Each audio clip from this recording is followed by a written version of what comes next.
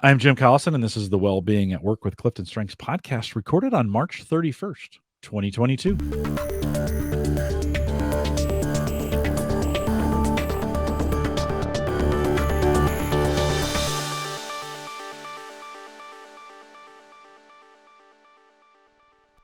In this Clifton Strengths podcast, we look at the strengths, insight, and action planning items from Appendix 1 in the Gallup book, Wellbeing at Work, one theme at a time. And today's theme is restorative.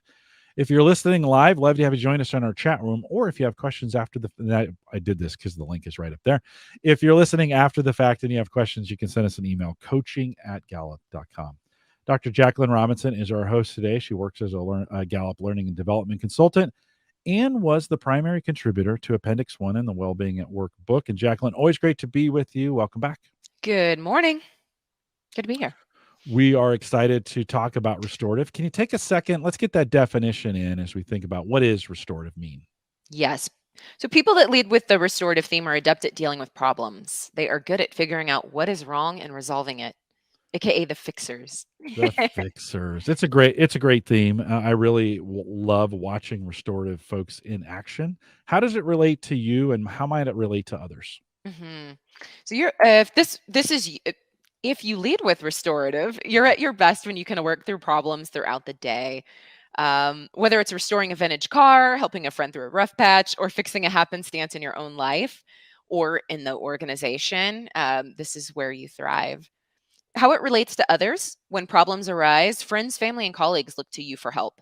You have a knack for getting at the root cause of a problem and resolving it as quickly as you can. So not only do you resolve the problem, but you restore the well-being of the person facing the problem. I need name tags. Everybody to wear who I has know. restorative to have the name tag like, hey, I can help. Right? Yes. Because sometimes I don't memorize as many themes and people as I should to be able to say, because this is the one really in Yes. problem mode. They really want to jump in and help. I think Mm-hmm. sometimes plays out differently for everybody. I think, but I in those problem moments, if I can't solve it, I'd love to know who could. I know. As we think about spending the season talking about it in relationship to people's well-being, spend a little time talking about what does it look like thriving and what does it maybe look like struggling. I think you nailed it. I go to these people like a moth to a flame, because when they're thriving is when they're placed in a role where people need solutions to problems. And when friends and family come to you for advice and support, it feels so great. That energy just comes of, yes, okay, what's the problem? I'm going to solve it for you. The struggling piece is when you're deemed negative for addressing problems or potential problems that you see could arise in a given situation. Um, and also when it seems the world around you is ignoring a problem or sweeping it under the rug. That'd be probably quite bothersome for someone high Mm. in restorative. When I was managing IT resources, I saw a lot of restorative and a lot of our QA folks, and I think Hmm. we've come a long way in software development. We've come a long way from the old days of like QA trying to find the bugs, and they were always nobody. Developers aren't always appreciative of that like they used to be. I think those Yes. processes have changed, but how you talk about, because sometimes they get a negative, or they can get a little bit of a vibe of you're always presenting the problems. Hmm. I think the struggling is when those problems can't be fixed. They're problems. They Yes. need to be right. They need to be fixed. Yes. And that struggling is sometimes, no matter what I do, we can't fix this problem. And Yes. And so then it becomes endless rumination.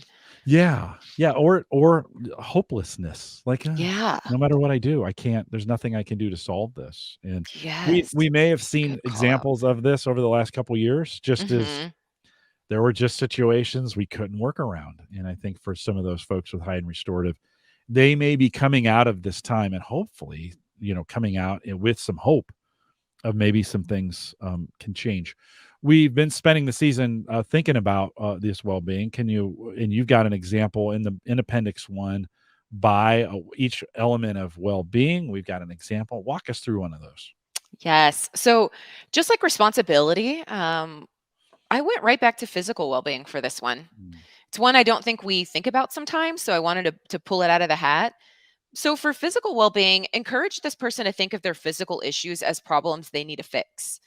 They will be more successful when they think of improving their physical well-being this way. Mm. Well, Turn it that's a good inward. challenge.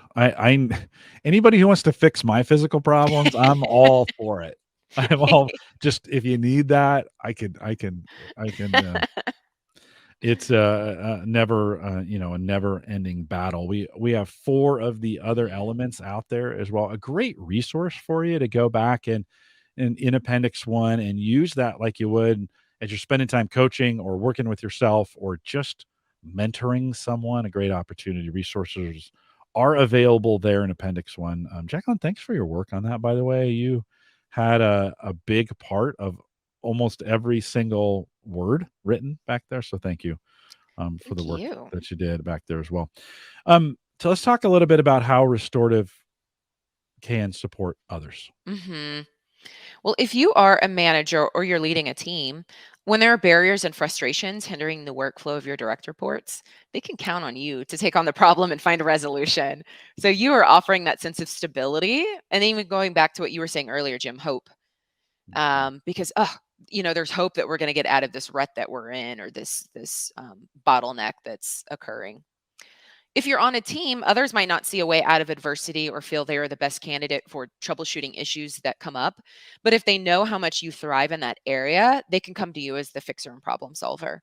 So oftentimes, too, it's just highlighting maybe the enjoyment you have for problem solving. And as an individual, where others might shy away from constructive feedback, you tend to embrace it. You have a willingness to fix your shortcomings or skills. And from this talent lens where we think about focusing on strengths, you are okay from the constructive feedback side of, hey, this is a blind spot I'm recognizing in, you know, one of your top 10 themes. And you might embrace that a lot more openly than some folks. Mm. Jacqueline, as you were talking about that, I was kind of thinking through, oftentimes I've gotten the opportunity to highlight volunteers doing certain tasks. They volunteered for this. They don't get paid, right? Hmm. Hey, I'm available to do whatever, fill in the blank. And then people are hesitant to go to them and they're like, oh, I don't want to bother them. I'm like, no, no, they volunteered for this. They want to be bothered, right? And Yes, yes. this is that kind as we think of restorative, they've got this superpower that they really enjoy deploying that on a team or in their role. They want to do this. Don't Yes. I always They're say, raising their hand. no, Tap me in. don't rob them of their joy. Like they're doing Yes. this and they want to, right? They want to do Yeah. this. And so I always have to remind myself of that. Don't feel like you're bothering them. I mean, and of Hmm. course, everyone's different. So ask the right and appropriate questions. But I think sometimes they can be looking for those opportunities to help and they want to. Yes. So Yes. ask them. I think that's an important piece. In Appendix 2, in the back of the book, too, we have a framework, very simple framework to work through on this. Jacqueline, give us that framework and let's walk through it. So we went right back to physical well-being for this. So ask yourself, where do I need help making progress in my physical well-being efforts? Ask your team members, what physical well-being obstacles do we encounter at work? You can be that troubleshooter to make sure everyone is focusing on physical well-being and taking those 15-minute well-being breaks. And then take action. Build in short well-being breaks throughout the day to avoid long Mm, periods of sedentary time. So maybe you can be that support system again for the team, and mm. looking for ways to do that with one another. There's a little conversation in chat about perception too, and I think those of you high in restorative, I think you need to ask yourself the question a little bit of how am I being perceived with my restorative theme, Mm. and if it's not positive, you've got a little restorative to do with your restorative, Oh, like that's good. right, because Yes. it can come across critical, right? If it's not deployed correctly in the situation. Just because you have it doesn't mean you can necessarily barge into every situation saying, "I have the fix," or "You need to fix this." Like, Yeah. "I see this problem, why can't you just fix it?" Right? Yeah. So it's not 100% guaranteed. I think there's practice and there's around our perception of how we're coming across with that theme. Like, how is it being perceived? And Mhm. so we've got I think those high end restorative have some like any theme, right? We've got the opportunity to say, "Hey, how is this? It's like people who have a sad face and you ask them how they're Yeah. doing and they're great. I'm like, well, good. Tell your face so we all know. The Yes. perception, right? The perceptions can be important too on how people perceive that. Anything else as we wrap this, Jacqueline, you want to add to that? That's so good. I love this piece of you might have to restore your restorative, Mm, just to make sure that that perception is still coming across as more constructive than it being critical or problematic. yeah. Yeah, well Well, I said. think with that, we'll remind everyone to take full advantage of all the resources we have available now in Gallup Access. You can head out there and some resources that can help you with your restorative. Gallup.com/CliftonStrengths, put restorative, go to the resources tab and hit restorative. We got a lot of resources that are available for you, including these webcasts.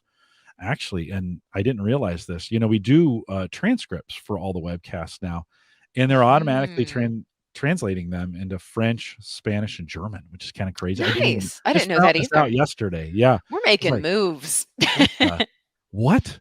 I'm going to dig in a little bit more before I advertise. Well, I just did, but before I advertise that to the world, but it was kind of cool. So those resources are there. That team's doing stuff all the time. I can't even keep up with them. Now I know Yeah. how you guys feel listening because we create so many of these listening resources. I know how you feel because I have trouble keeping up with our access team as well.